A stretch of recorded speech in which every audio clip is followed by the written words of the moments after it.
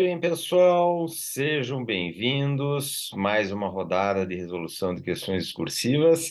A primeira aula aqui de discursivas 2023, mas respondendo ainda às últimas rodadas, que pegaram aquele período de correção do Natal e do Ano Novo. Vamos finalizar as rodadas 49 e 50. Primeiro, vamos com a rodada 49. Na sequência, vamos encerrar o vídeo para começar um outro vídeo, né? Porque as aulas ficam para ficarem organizadinhas ali, separadas na área restrita de vocês. Então, vamos iniciar com uma questão ligada ao direito da execução penal, processo penal, né?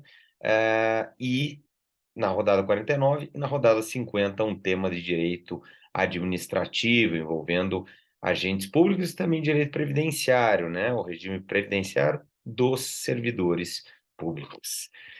Vamos lá, pessoal. Boa noite aqui a todos no chat. Já nos encontramos aqui, creio que quase todos, na aula de sentença estadual, que já tivemos também essa semana, mas renova de todo modo, aqueles que às vezes ainda não tivemos contato, os nossos votos aí de um feliz 2023, com muita saúde, muita paz, muitas alegrias, muito amor, muitas bênçãos de Deus na vida de cada um de vocês, das suas famílias. Uma pergunta aqui, o Adalberto, professor, a rodada 1 poderá ser enviada até quando? Até amanhã à noite, Adalberto, ela foi lançada, né? E o prazo dela é até a quinta-feira seguinte ao lançamento, então é até amanhã à noite, quinta-feira, né? Hoje, aqueles que vêm gravado aqui, hoje é quarta-feira, é até a quinta-feira, às 23h59, ok? Por nada. Pessoal, então vamos lá, vou compartilhar o nosso slide aqui, dessa questão que envolve uma mudança jurisprudencial, um detalhe que mudou na jurisprudência do STJ, mas o que gostam de nos pegar nas provas é nos detalhes, né, pessoal? E é a eles que a gente precisa ficar atentos. Então, vamos lá. O que dizia a rodada 49 no seu enunciado? Um caso concreto.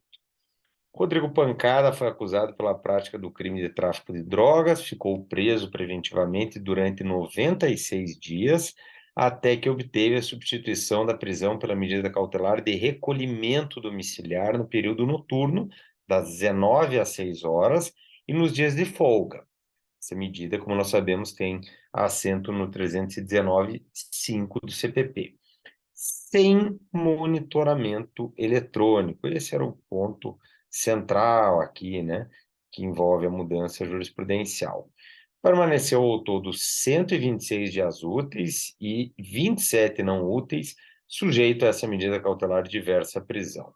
Veio, então, uma sentença condenatória que lhe impôs uma pena de 7 anos e 6 meses de reclusão, resultando também numa pena de multa, sendo aplicada também uma pena de multa acumulativa, 750 dias, multa, houve trânsito em julgado, deu-se então início do processo de execução da pena. O magistrado da Vara de Execuções Penais vai realizar a detração, artigo 42 do Código Penal, entendeu que o período de prisão preventiva deveria ser computado na pena a cumprir, o que decorre da literalidade do 42, e a defesa, no entanto, havia apresentado petição postulando que fosse incluído também o interregno em que o réu esteve sujeito à medida cautelar diversa prisão.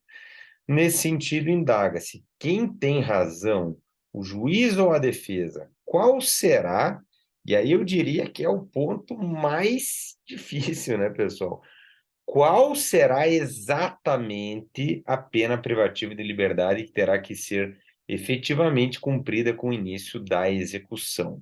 Muitos alunos até já conheciam o último entendimento do STJ, recentíssimo, quando nós lançamos aqui a questão recente, tinha vindo no informativo, mas teve dificuldades, acabou errando a segunda parte do exercício, que era a aplicação concreta, né? Que normal é o que mais traz dificuldade, né, para o aluno, que às vezes até conhece, leu, sabe dizer o que foi decidido, mas tem dificuldade de aplicar. Quando a gente consegue aplicar na prática, por isso que, né, a gente também coloca muitas questões práticas, Quando a gente consegue fazer isso, a gente acho que tem um aprendizado ainda mais verticalizado, ainda mais aprofundado. Então vamos lá, vejam que o Rodrigo Pancada aqui devia ter algum nome de guerra, né? Porque eu coloquei uma imagem dele aqui de salto alto, né? Mas enfim, hoje em dia, né? Não é raro, né? O Rodrigo Pancada ter também aí, né? Um nome social e hoje em dia, como a gente sabe, pode até mudar, né? No cartório, independentemente de decisão judicial, foi muito facilitado, né? Para assegurar a dignidade das pessoas aí que não se identificam com seu sexo biológico ou então fazem algum tipo de mudança, né, por meio cirúrgico. Aliás, já analisamos várias questões penais ligadas à realidade, né, dos transexuais. Vamos lá. Então, aqui, pessoal, o que estava em jogo, em primeiro lugar, era o conhecimento sobre uma evolução jurisprudencial. O STJ, inicialmente, pela terceira sessão, já tinha dado um passo largo ao entender que o artigo 42 do Código Penal não traz um rol taxativo para fins de detração penal. Lá no artigo 42 se fala também em prisão administrativa, mas hoje não existe desde 88, teria que ser no estrangeiro. Normalmente, o que a gente tem que tradicionalmente teve para fins de detração penal é o período de prisão cautelar, da prisão decorrente do flagrante, da prisão temporária, da prisão preventiva.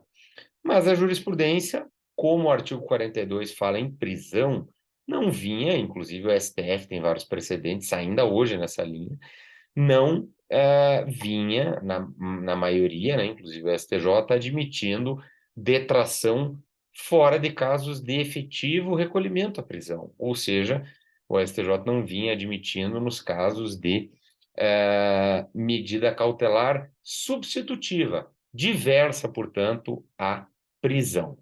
Evoluiu na sua jurisprudência para dizer que deve ser admitido esse cômputo, essa detração penal, numa situação muito específica. Vejam que não é qualquer cautelar de não poder se ausentar da comarca em que reside, sem autorização judicial, né, que vai justificar aqui a detração penal. O STJ não disse isso de forma alguma, ele foi numa situação bem pontual. Qual situação? Da medida cautelar de recolhimento noturno nos dias úteis e nos dias não úteis, né? Finais de semana, feriados, né? Durante todo o período do dia em residência. Recolhimento domiciliar é uma medida cautelar diversa à prisão que vem para substituir ali um encarceramento, né? No sistema prisional.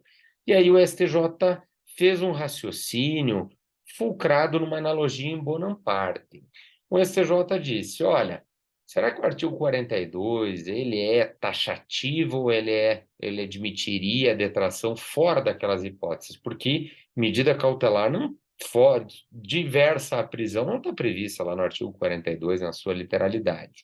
O STJ disse o seguinte, olha, cara que fica com medida cautelar de recolhimento no seu domicílio no período noturno e durante todo o período do dia, nos dias de folga, né, nos dias de feriado, finais de semana, ele está, embora não preso, ele está numa situação muito semelhante com quem está num regime aberto, né, e que tem, por estar preso, mesmo que num regime aberto, é pena de prisão, né? Pena de reclusão que ele está cumprindo.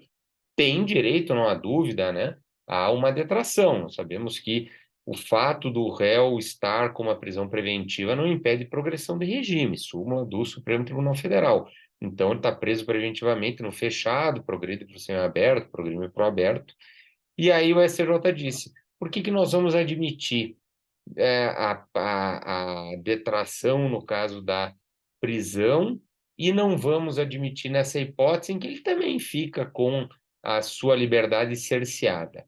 Aí o STJ disse: vamos admitir, em relação ao período que ele fica efetivamente recolhido ao seu domicílio, à noite nos dias úteis e durante todo o período nos dias não úteis, e, no entanto, o STJ, nesse primeiro julgado, falou em supervisão por monitoramento eletrônico, ou seja, tornozeleira eletrônica.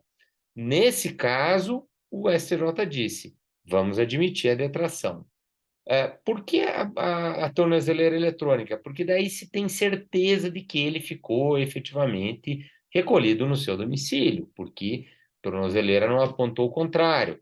E monitoramento, né, por meio dessa tornozeleira não indicou nada de descumprimento. Então, essa foi o primeiro passo, e já foi um passo largo, né, dado pelo STJ, mas falando na supervisão por monitoramento eletrônico, na tornozeleira eletrônica, né? O problema é que o STJ, e aí agora no finalzinho de 2022, levou o tema para repetitivo, tema 1155. E essa condicionante do monitoramento eletrônico não subsistiu. O STJ manteve a mesma linha de raciocínio, fulcrada ali numa analogia em bonum partem, mas disse que o monitoramento eletrônico não é condício sine qua non para essa detração penal na hipótese de recolhimento domiciliar dessa medida cautelar substitutiva. Por quê? Porque em muitos locais o réu ele teve uma medida cautelar de recolhimento noturno e nos dias não úteis sem monitoramento porque não tinha o Estado uma tornozeleira disponível, não tinha como monitorá-lo na sua residência. Então não foi problema dele, foi um problema de falta de aparelhamento estatal. E na compreensão anterior, trazia um prejuízo àqueles que não tiveram uma tornozeleira eletrônica por falta de recursos do Estado para isso.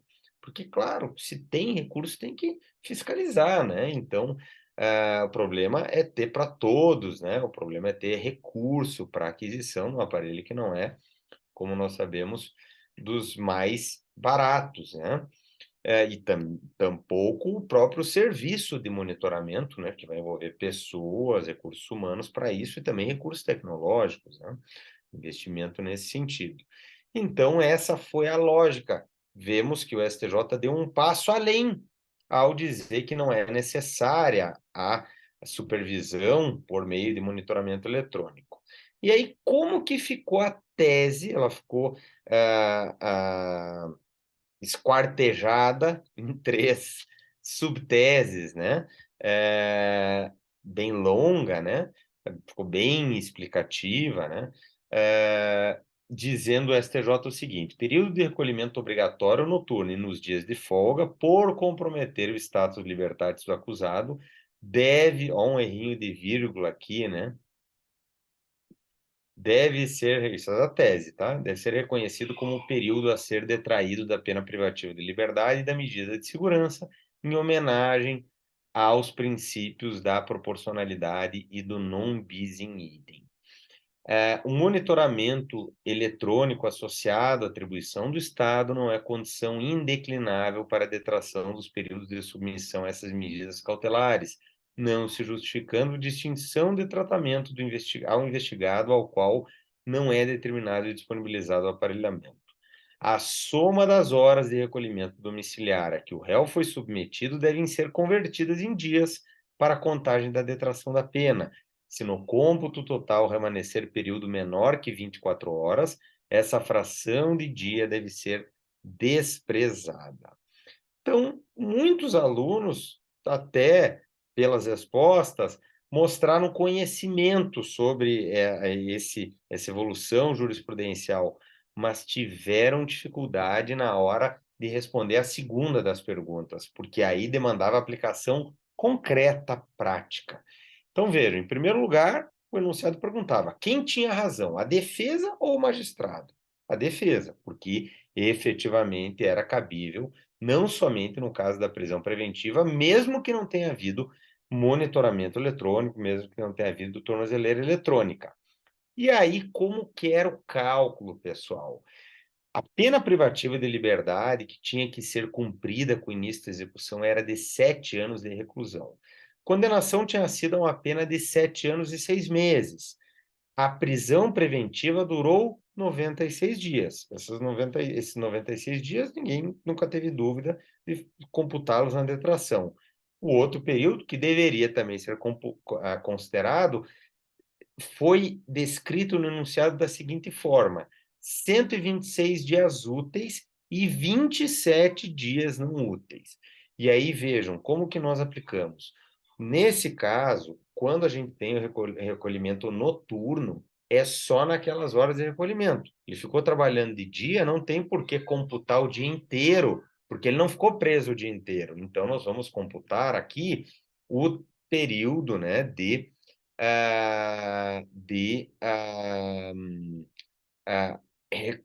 efetivo recolhimento, né? E aqui, né, na verdade, a analogia que o STJ fez foi com o regime semiaberto, né, que ele acabou fazendo a analogia, né, no julgado lá, agora que eu lembrei, acho que eu falei o aberto, né? E aqui vejam, pessoal, nós tínhamos das 19 às 6, então nós tínhamos 11 horas de recolhimento noturno obrigatório. E essas 11 horas é que nós consideramos nos dias úteis, o que totaliza os 126 dias úteis vezes 11 horas, 57,75 dias para fins de detração, mais 27 dias não úteis, que aí é o dia inteiro que ele fica recolhido. A obrigação não é daí, nos dias não úteis, só no período noturno. Então, ele tem direito, né, à detração de mais 27 dias. Se nós somarmos 96 mais 57,75 mais 27, nós alcançamos 180,75 dias a serem diminuídos a pena privativa de liberdade, como detração penal pelo artigo 42. O período de 0,75 dias, também disse o STJ, né, e corretamente, ele deve ser descartado na detração. Por quê? Porque o artigo 11 do Código Penal fala em desconsideração das frações de dia, né? Logo, nós temos aqui 180 dias para fins de detração, descartando 0,75, que dá 6 meses. Consequentemente, nós tínhamos 7 anos de reclusão a serem cumpridos com o início da execução da pena. Então, pessoal, era uma questãozinha, né, que não bastava ter lido o informativo, tinha que ter compreendido bem e saber calcular, né? Por isso, acho que num exercício concreto a gente consegue aprofundar mais o nosso aprendizado para fixá-lo bem e se cair o básico na prova ou o avançado na prova, a gente consegue responder tranquilamente. No mais, quanto à técnica de resolução de provas discursivas, né? Vejam que era uma questão que tinha alguns detalhes para a gente ficar atentos ali numa leitura do enunciado. Tinha horário, tinha que ficar atento, não eram 12 horas, eram 11 horas nos dias úteis, né? Para fins de detração. Também o período de pena, né? E num brainstorm, despejar toda essa evolução jurisprudencial, os dispositivos legais pertinentes aqui, né? Sobretudo o artigo 42, claro, mas também o artigo do CPP, que cuida dessa medida cautelar substitutiva. Tudo num brainstorm para daí montarmos o nosso esqueleto da resposta, né? Com início, meio e fim, uma introdução, desenvolvimento e uma conclusão. E aqui é importante, né, pessoal? Tem que responder o que está no enunciado, não basta falar sobre a matéria, falar desses temas, tem que dizer quem tem razão, a defesa ou o magistrado, qual é o tempo que deve ser efetivamente cumprido com o início da execução em vista da detração. E aí, quanto aos erros mais frequentes, pessoal, exatamente o que eu noto é que muitos não prestam atenção ao enunciado. Falaram da matéria, mas não responderam se era a defesa ou o magistrado que tinha razão, e qual era o prazo que restava, né? Também alunos que não expuseram ou não conheciam o novo entendimento, seguiram o antigo, e como eu disse, alunos que tiveram dificuldade, muitos alunos calcularam errado, tá? Não fizeram o cálculo pelas horas nos dias não úteis, né? E, consequentemente, dava diferente o resultado. Vejam que o resultado, né, ficou redondinho, eu gosto das coisas bem encaixadinhas, né? Recebe um certo toque aí, né? Enfim, 7 anos, 6 meses viraram 7 anos exatos. Que beleza quando faz o cálculo, né? E chega lá naquele cálculo exatinho, né? Na redação jurídica, pessoal, aqui erro de vírgula, cautelar em tela, vírgula deve ser, não pode estar separando o sujeito e o verbo da oração. Assiste razão à defesa, esse é o clássico, né? Assiste razão à defesa, assiste razão ao magistrado. Mudou para o masculino. Tem o ao, tem que ter vírgula no feminino. Submete-se a monitoramento, outro erro tão comum, tão frequente, no dia a dia e nas correções aqui, né? Também nas peças a gente vê a toda hora.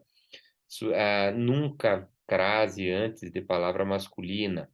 Devendo, vírgula, pois ser acolhido. Devendo, vírgula, pois, vírgula, ser acolhido.